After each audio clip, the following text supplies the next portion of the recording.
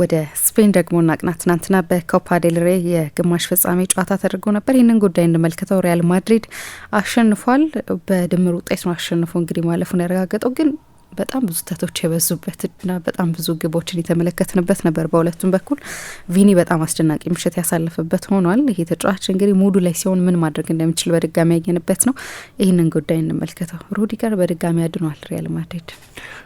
ሩዲገር በድጋሚ አድኗል። ባለፈው በመለያ ምት አትሌቲኮ ማድሪድን ሲያሸንፉ የመጨረሻዋን የመለያ የፍጹም ቅጣት ምት የመታው እርሱ ነበር። ባለፈው አመትም ማንቸስተር ሲቲን በኤቲሃድ ሲያሸንፉ በመለያ የፍጹም ቅጣት ምት ሲቲን ጥለው ወደ ግማሽ ፍጻሜ ሲሻገሩ እሱ ነበር። አሁን ደግሞ ወደ መለያ ምት ሊሄዱ 5 ደቂቃ ሲቀራቸው እነሱ ኤሎኮ የሚሉት ወይም ምንድነው ልበለው the crazy one የሚሉት ተጫዋች ጎል አስቆጥሮላቸዋል። በኋላ የሆነውን ነገር ኤንድሪክ እስኪወጣ ድረስ ለማሰብ ያስቸግር ነበር። በኋላ የሆነው ነገር የመጨረሻ 25 ደቂቃ ውስጥ ምናምን የተፈጠረውን ነገር 66ኛው ደቂቃ ላይ ነው አሰልጣኙ ቀይሮ ያስወጡት እና የማድሪድ ደጋፊዎች ወደውታል ኤንድሪክን። ያንን ራውል ጎንዛሌዝን የሚያስታውሳቸውን ጎል ስላስቆጠረ ብቻ አይመስለኝም። ገና ከዛ ጎል በፊት በመቀስ ምት ሌላ ጎል ለማስቆጠር ተቃርቦ ነበር።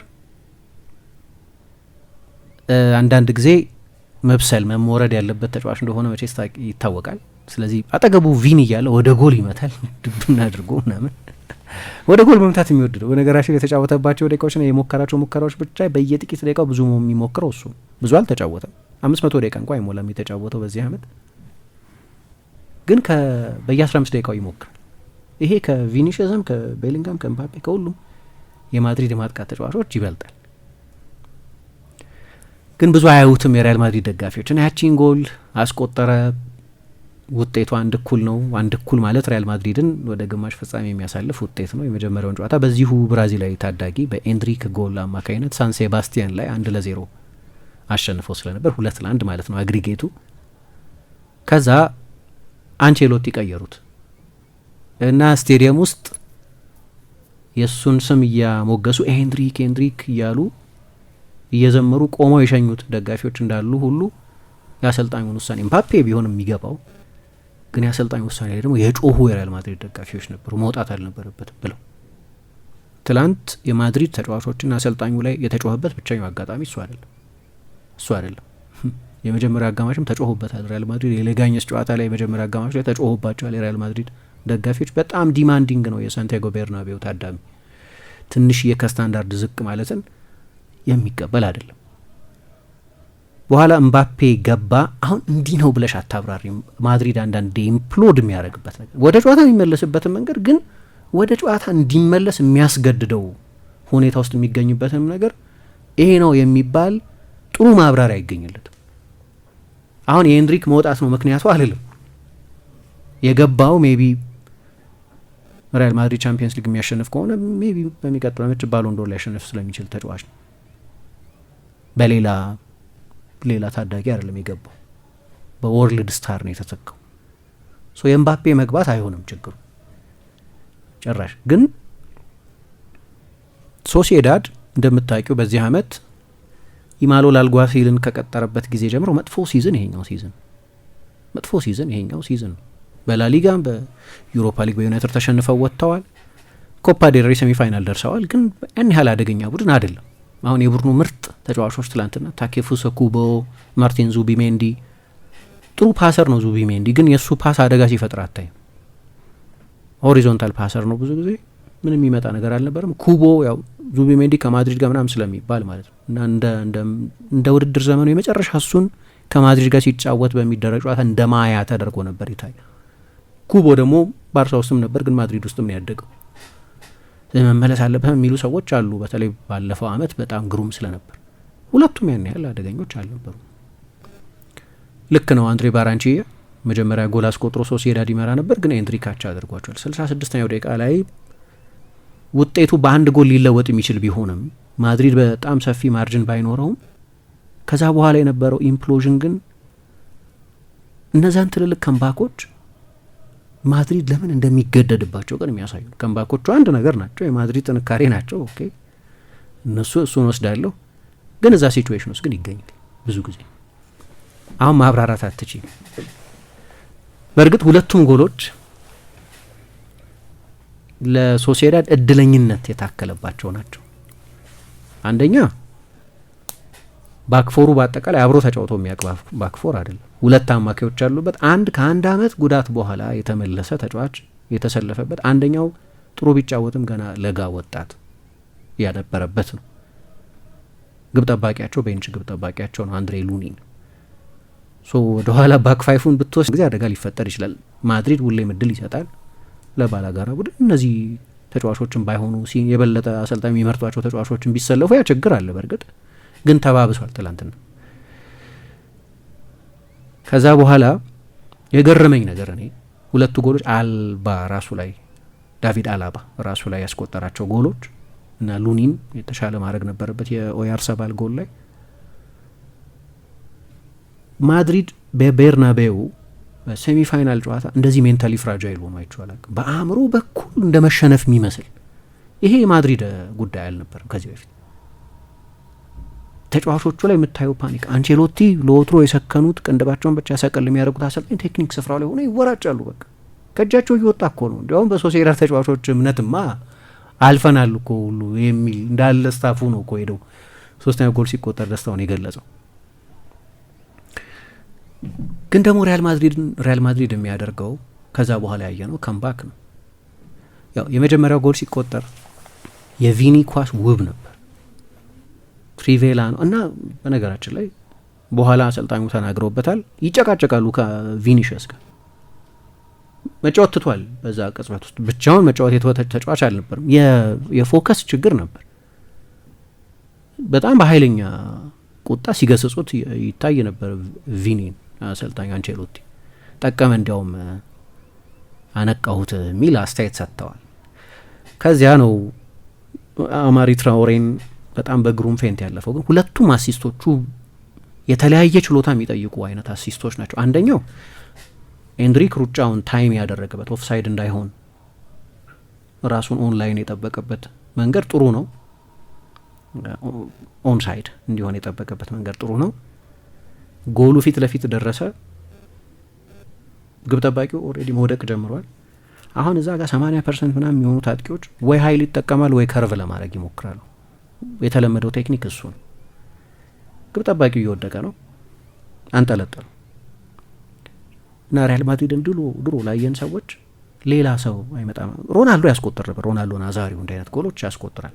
እንዲ ቺፕ ማድረግ ግብ ጠባቂው ላይ አይ ቲንክ በፊኒሽንግ እግር ኳስ የሱን ያህል ዋን ቪ ዋን ፊኒሸር ያየ አይመስለኝም። ሮናልዶ ናዛሪውን ያህል ፊኒሸር ያየ አይመስለኝም። ፊት ለፊት ካገኘ አይስትም ሮናልዶ። በቃ እንደዛ ነው። ጥግ ከሆነም ቺፕ ነው የሚያደርገው። ግን ራውል የዚህ ስፔሻሊስት ነው። ካታሎግ የሆነ ክሊፕ ማግኘት ይችላለሽ፣ የራውል ክሊፖች እንዲህ እያነሳ ያስቆጠራቸው ጎሎች እና በኋላ ምን አለ ፓልሜራሽ እያለሁ ለሪያል ማድሪድ መጫወት አይችልም ነበር። ጨዋታው ካለቀ በኋላ ሚክስድ ዞን ላይ ይናገር ነበር።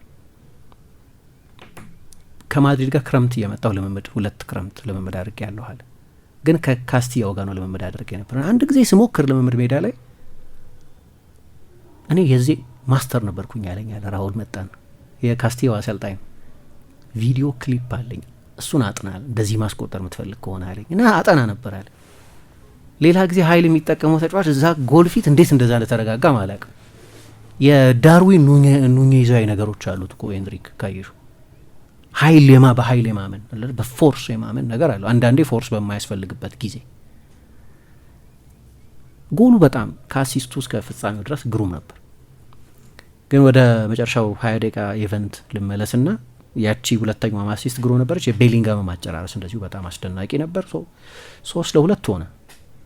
3-2 በሶሲዳድ መሪነት ማለት ነው። ወደ ተጨማሪ ሰዓት ይወስዳል።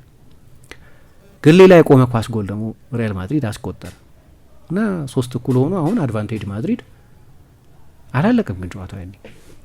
ከዛ በኋላ ነው ሚኬል ኦያርሰባል ሶሲዳድን አቻ ያደረገው እና ወደ ተጨማሪ ሰዓት እንዲገቡ ግድ ያላቸው እና በመጨረሻው 30 ባልሞላ ደቂቃ ውስጥ እንዲህ አይነት ብዙ ስዊንጎች የነበሩት ጨዋታ ነው። ብዙ ስዊንጎች የነበሩት ጨዋታ ነው።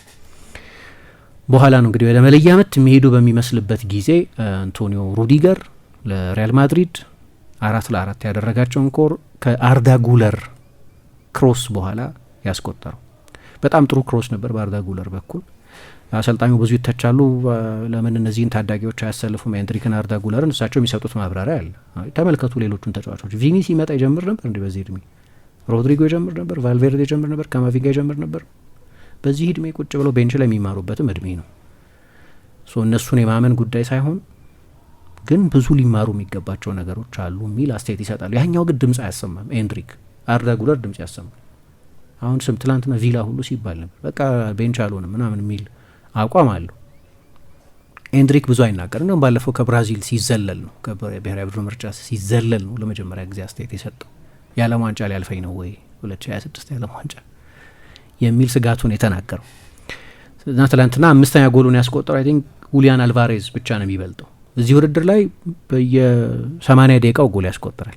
ግን ጎል ሲያስቆጥር አልኮርኮን ላይ ወይ ኩልቱራል ና የሚባለው ቡድን ላይ ምናምን አይደለም ያስቆጠረው፣ የላሊጋ ቡድኖች ነው ያስቆጠረው። ሶሲዳድ ላይ ሁለቱም ጨዋታዎች ላይ፣ ሴልታ ቪጎ ላይ፣ አላቬስ ላይ ነው ጎሎቹን ያስቆጠረው። ስለዚህ እነዚህ የላሊጋ ተጋጣሚዎች ናቸው። ይህንን አሳይቷል። መጨረሻ ላይ በዚህ መንገድ አሸንፈዋል። ትላንት ሮቴት ለማድረግ ሞክረዋል። አሁን ከባባድ ጨዋታዎች እየመጡባቸው ነው። ቫሌንሲያን ይገጥማሉ። ኮርቤራንን ከገጠረ በኋላ ቫሌንሲያ በጣም እየተሻሻለ ነው። የመውረድ ስጋቱ እየቀነሰ ነው። አላቬስ አለባቸው።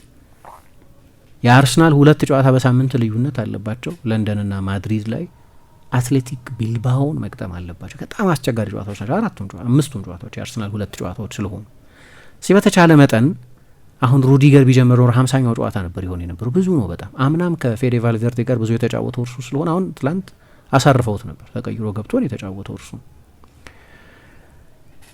እና አሰልጣኙ በተቻለ መጠን ሮቴት ለማድረግ ሞክረዋል። ችግሩ ግን እንደ ሶሲዳድ አይነት ምንም ቢሆን ጥሩ ሲዝን እያሳለፍን ባይሆን ጥሩ ቲም ነውና እንደ ቲም